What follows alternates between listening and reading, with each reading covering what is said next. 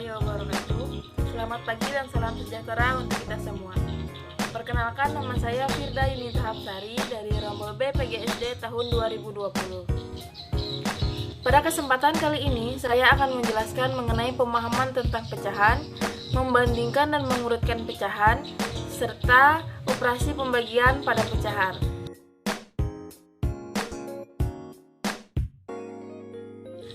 Baik, di sini saya akan menjelaskan mengenai pemahaman tentang pecahan.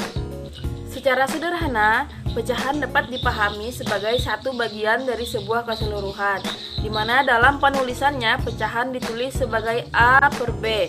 A sebagai pembilang dan B adalah sebagai penyebut, di mana A dan B merupakan bilangan cacah. Untuk memperdalam pemahaman siswa kelas rendah tentang bilangan pecahan ini, kita di sini akan menggunakan media kertas. Di sini saya sudah menyediakan kertas origami berwarna kuning. Jadi nanti saya akan melipat kertas ini menjadi 4 bagian dan kemudian mengarsir beberapa bagiannya hingga membentuk sebuah pecahan. Jadi di sini saya akan membuat bilangan pecahan 2/4. Jadi saya akan melipat kertas ini menjadi 4 bagian. Di sini saya sudah melipat kertas origami tadi menjadi 4 bagian. 4 bagian ini bisa kita sebut dengan perempatan karena dia memiliki 4 bagian yang sama rata sisinya. Ya, jadi sekarang saya sudah mengarsir 2 bagian dari 4 bagian tadi pada kertas ini, sehingga sekarang kertas ini sudah membentuk pecahan di mana nilainya adalah 2/4, yaitu 2 bagian dari 4 keseluruhan bagian ini. Jadi di sini sudah bisa disebut sebagai pecahan karena dia sudah memiliki 2 bagian berbeda dari keempat ini. Jadi berdasarkan penjelasan tadi dapat kita simpulkan bahwa pecahan adalah bagian dari sebuah keseluruhan yang mana memiliki sisi-sisi dan bentuk yang sama.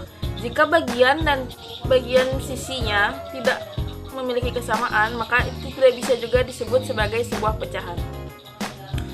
Sekiranya itu pemahaman tentang pecahan dari saya. Berikutnya kita akan lanjut ke membandingkan dan mengurutkan pecahan.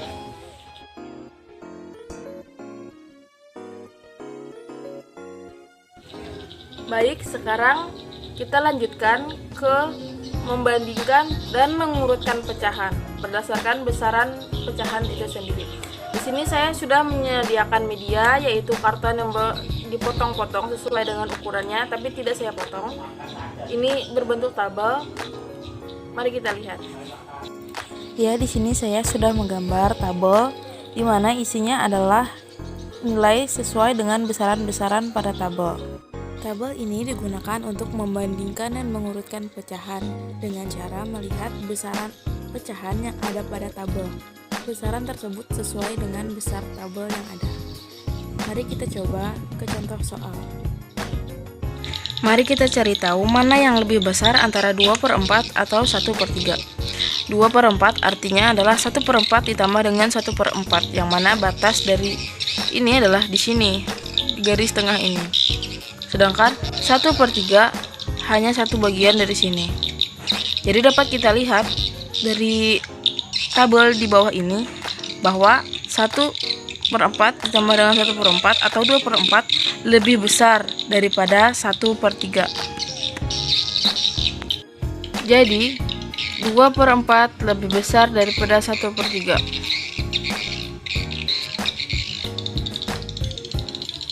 Berikutnya adalah mengurutkan pecahan. Di sini saya mengambil contoh soal adalah urutkan dari yang terkecil, dari pecahan 2/5, 1/3, dan 3/4.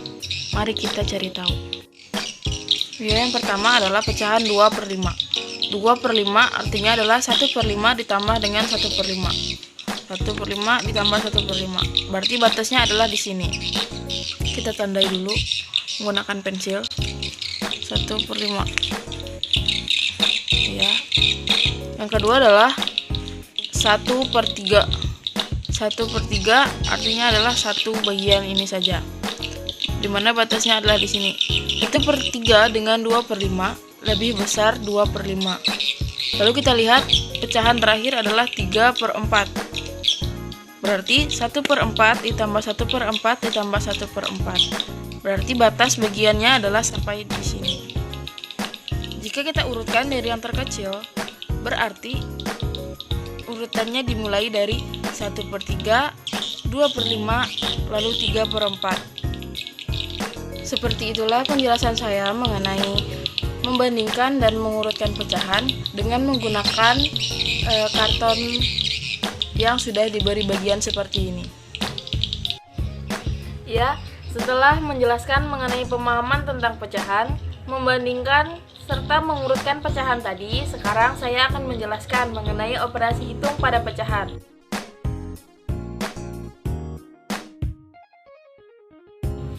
Kali ini saya akan menghitung operasi pembagian pada pecahan.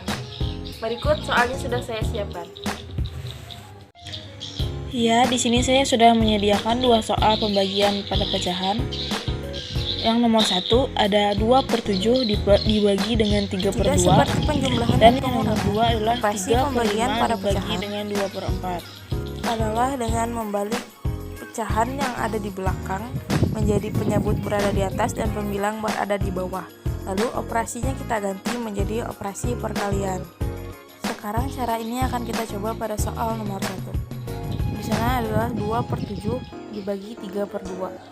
2/7 ditulis tetap, lalu operasi dirubah menjadi kali, dan 3 dibalik berada di bawah dan 2 berada di atas.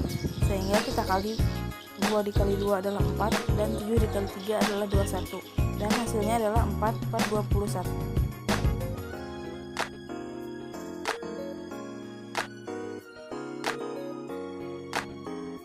Cara yang sama juga kita lakukan kepada soal nomor 2. Ada 3/5 dibagi 2/4. 3/5 tetap ditulis sama, lalu dikali dengan 4/2. 2 berada di bawah dan 4 berada di atas. Sehingga hasilnya adalah 3 dikali 4, 12, dan 5 dikali 2 adalah 10. Jika ingin dilanjutkan, pecahan ini masih bisa disederhanakan dengan dibagi 2 masing-masingnya.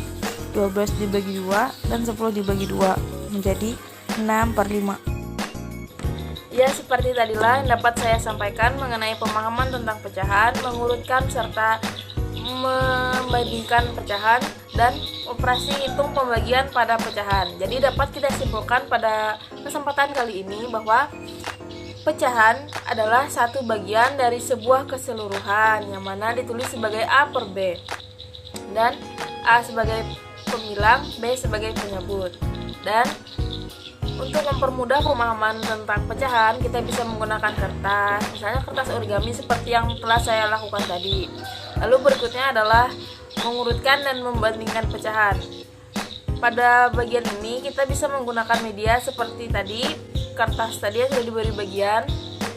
Lalu kita melihat lebih besar manakah antara bilangan pecahan yang lain dan yang lainnya. Lalu yang terakhir adalah operasi pembagian pada pecahan. Pada pembagian pecahan yang harus kita lakukan adalah dengan membalik pecahan yang ada di belakang, di mana penyebutnya berada di atas dan pembilangnya berada di bawah, serta operasi yang kita gunakan berubah menjadi operasi perkalian.